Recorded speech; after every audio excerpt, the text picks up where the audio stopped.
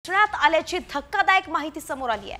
ठाणे गुन्हे शाखेने अंबरनाथमधून दोघांना ताब्यात घेतलाय, तर शिवसेनेच्या दोघांना चौकशीसाठी समन्सही बजावण्यात आलाय। त्यामुळेच गटबाजीतून केळेकरांच्या हत्येचा कट रचण्यात आल्याची माहिती आता विश्वसनीय सूत्रांनी साम टीव्हीला दिली आहे।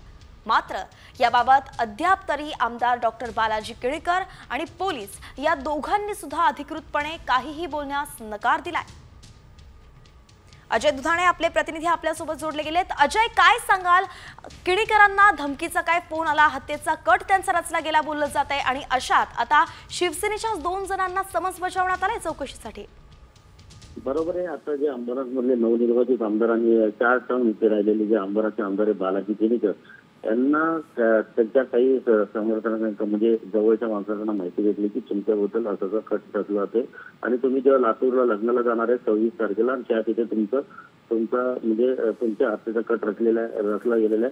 त्यावरनं बालाजी केळेकर यांनी ठाणे पोलीस आयुक्त यांच्याकडे तक्रार केली होती असं बोललं होतं।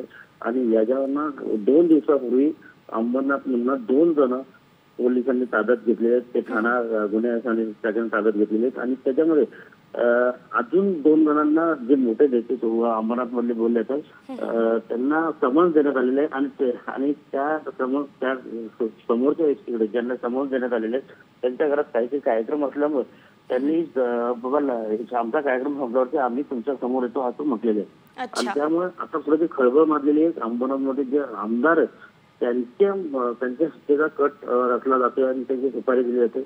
त्यामुळे अंबरनाथमध्ये वेगळीच चर्चेला उदाहरण आलेले आहे। नक्कीच धन्यवाद अजय, आपण या सविस्तर माहिती दिली त्या संदर्भात। अतिशय गंभीर अशी माहिती आहे। शिवसेनेचेच आमदार बालाजी केळेकर यांनी स्वतःच पोलिसांमध्ये जात त्यांच्या हत्येचा कट रचला जातोय अशी माहिती दिली आहे। एकंदरीतच राज्यभरात गुन्हे वाढतायत, राजकारण्यांच्या हत्या होत आहेत आणि म्हणून या गोष्टीकडे सुद्धा गांभीर्याने बघणं गरजेचं आहे।